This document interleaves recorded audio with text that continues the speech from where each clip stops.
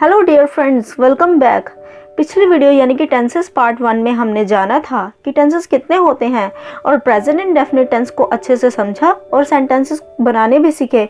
अब आज की इस वीडियो में हम जानेंगे कि प्रेजेंट कॉन्टिन्यूस टेंस क्या होता है। प्रेजेंट कॉन्टिन्यूस के बारे में जानने से पहले मैं आपको एक छोटा सा क्लिप दिखाना चाहती हूँ। इस क्लिप में एक सेंटेंस है, ही इज वॉकिंग, एंड एक पर्सन है जो कि पास्ट में जिसने चलना शुरू किया और अभी तक प्रेजेंट में चलता जा रहा है। इस क्लिप को देखने के बाद हमें ये बिल्कुल क्लियर हो जाता है कि प्रेजेंट कॉन्टिन्यूस सेंटेंसेस में वो सेंटेंसेस आते हैं जिसमें हमें ये पता चलता है कि कोई भी काम जो हमने पास्ट में या थोड़ी देर पहले या कुछ दिनों पहले शुरू किया था लेकिन वो अभी तक चलता जा रहा है, यानी प्रेजेंट तक वो काम हो रहा है। तो इस तरह के जितने भी सेंटेंसेस होते हैं वो सारे के सारे प्रेजेंट कॉन्टिन्यूस टेंस में आते हैं। साफ शब्दों में ऐसा कहा जा सकता है कि ऐसे वाक्य जिनमें पास्ट में शुरू किया हुआ काम अभी तक चलता जा रहा है, अभी तक समाप्त नहीं हुआ, तो वो प्रेजेंट कॉन्टिन्यूस टेंस कहलाता है। अब इसकी पहचान हम सेंटेंसेस में किस तरह से करते हैं, उसके लिए हमेशा याद रखें कि इस तरह के सेंटेंसेस के पीछे रहा है, रही है, रहे हैं आदि आता है। अब जानते हैं कि ऐसा कौन सा रूल है, क्या रूल है जिसको हम फॉलो करें और हम इस तरह के सेंटेंसेस को इंग्लिश में बना सके। तो उसके लिए जान लीजिए, सबसे पहले सब्जेक्ट जिसे हम कर्ता कहते हैं, हम पिछली वीडियो में इसके बारे में अच्छे से जान चुके हैं। उसके बाद is, am, are, helping verbs, ये 3 हेल्पिंग वर्ब्स हैं जो कि प्रेजेंट कॉन्टिन्यूस सेंटेंसेस में यूज की जाती हैं। उसके बाद वर्ब की फर्स्ट फॉर्म और उसके साथ आईएनजी लगाना जरूरी है।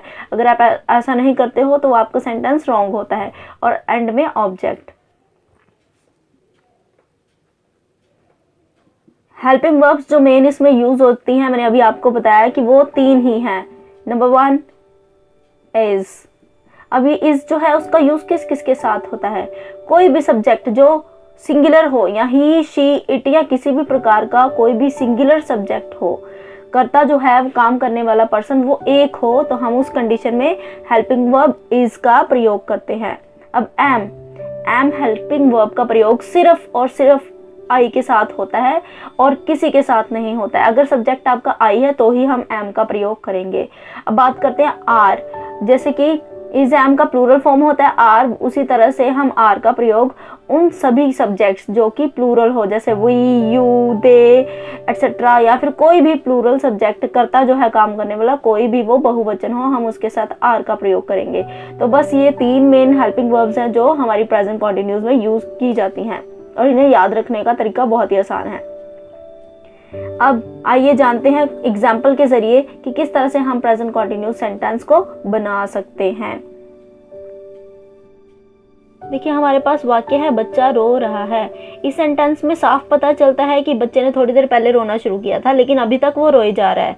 और इस सेंटेंस में अब बात करते हैं सब्जेक्ट की, तो बच्चा हमारा सब्जेक्ट है और काम क्या कर रहा है वो रोने का, तो रोना जो है हमारी वर्ब हुई। और रहा है से भी हमें पता चल रहा है कि ये प्रेजेंट कॉन्टिन्यूस सेंटेंस है। अब अकॉर्डिंग टू द रूल सबसे पहले हमें सब्जेक्ट अप्लाई करना है, तो सब्जेक्ट जो है हमारा द चाइल्ड है। हम किसी खास बच्चे की बात करें इसीलिए हम चाइल्ड के साथ द लगाएंगे, तो हो जाएगा द चाइल्ड। आगे इज, एम, आर में से अब आप ही आराम से बता सकते हैं कि बच्चे के साथ क्या आएगा। देखिए, हमारा जो सब्जेक्ट है वो सिंगुलर है, सिंगुलर यानी कि एक वचन, एक है ये सब्जेक्ट, तो बच्चा जो है वो एक ही है, इसीलिए इसके साथ हेल्पिंग वर्ब का इस्तेमाल होगा इज, क्योंकि इज हेल्पिंग वर्ब जो है वो सिंगुलर सब्जेक्ट्स के साथ लगाई जाती है। अब ये इस तरह से हो जाएगा द चाइल्ड इज। अब हमें लगानी है वर्ब की फॉर्म। अब फर्स्ट फॉर्म क्या है, रोना। रोना की जो इंग्लिश है वो होती है क्राई। अब क्राई के साथ हम आईएनजी का इस्तेमाल करेंगे, ये लगाना कंपलसरी है, तो ये इस तरह से हो जाएगा द चाइल्ड इज क्राइंग। और ये अब बात करते हैं अगले सेंटेंस नेगेटिव की। नेगेटिव सेंटेंस मैंने पिछली वीडियो में बताया था वो होते हैं जिसमें नहीं का प्रयोग किया होता है। जैसे देखिए, बच्चा रो नहीं रहा है, इसमें अब नहीं आ गया, इससे साफ जाहिर हो रहा है कि ये नेगेटिव सेंटेंस है। अब हमें कुछ नहीं करना, बस नॉट का प्रयोग करना है और वो हेल्पिंग वर्ब के बाद। हमेशा याद रखें कि हेल्पिंग वर्ब के बिना नॉट नहीं लगता है, तो ये इस तरह से हो जाएगा the child is not crying. अब हमारा अगला सेंटेंस है क्या बच्चा रो रहा है। अब देखिए इस सेंटेंस में क्या का प्रयोग हो रहा है, लास्ट में क्वेश्चन मार्क लग रहा है। इसकी टोन से ही हमें पता चल रहा है कि एक क्वेश्चन है जो पूछा जा रहा है कि क्या बच्चा रो रहा है। इस तरह के सेंटेंस को बोलने के लिए बस कुछ नहीं करना, सिर्फ हमने हेल्पिंग वर्ब जो है वो सिंपल सेंटेंस के आगे लगा देनी है। सब्जेक्ट के पहले हम इज को लगा देंगे, हेल्पिंग वर्ब, और ये हमारा सेंटेंस बन जाएगा इज द चाइल्ड क्राइंग। अब देखिए उससे आगे वाला सेंटेंस है क्या बच्चा रो नहीं रहा है। अब इसमें क्या का इस्तेमाल भी हुआ है और नहीं का इस्तेमाल भी हुआ है, यानी कि ये नेगेटिव भी है और इंट्रोगेटिव भी है। ये सेंटेंस हो गया नेगेटिव इंट्रोगेटिव सेंटेंस। और इस तरह के सेंटेंस में हमने हेल्पिंग वर्ब को सब्जेक्ट से पहले तो लगाना ही है, साथ में बीच में नॉट का इस्तेमाल करना है। हमने सीधे नेगेटिव सेंटेंस में से इज को उठा के सब्जेक्ट के पहले ले आना है, हमारा सेंटेंस नेगेटिव इंट्रोगेटिव बन जाएगा। आइए रिवीजन करते हैं कुछ सेंटेंसेस के ज़रिए। अब हमारे पास सेंटेंस है शिखा चाय नहीं पी रही है। अब देखिए सेंटेंस को देख के पता चल रहा है कि ये प्रेजेंट कॉन्टिन्यूस सेंटेंस है, इसके पीछे रही है लगा है और साथ में बीच में नहीं का प्रयोग हो रहा है, तो ये नेगेटिव फॉर्म हुई सेंटेंस की। अब इसके लिए हमारे पास रूल है subject is am are V1 के साथ ING एंड ऑब्जेक्ट। बट याद रहे यहाँ पे नहीं का प्रयोग हो रहा है, इसीलिए हम इज एम आर में से जो भी हेल्पिंग वर्ब का इस्तेमाल करेंगे उसके साथ नॉट लगा देंगे। देखिए शिखा सिंगुलर है, इसीलिए इसके साथ इज का प्रयोग होगा और आगे हम नॉट लगा के V1 के साथ ING लगा देंगे। तो ये बन जाएगा शिखा इज नॉट टेकिंग टी।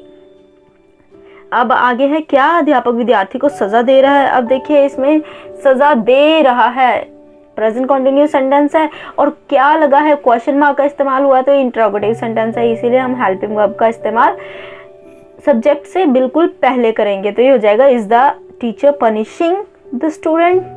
अब देखिए वे घर बना रहे हैं। अब घर बनाना, अब बनाने का काम हो रहा है और वे की इंग्लिश होती है दे प्लूरल है और इसीलिए उसके साथ हम हेल्पिंग वर्ब इस्तेमाल करेंगे आर। तो ये हो जाएगा they are building the house.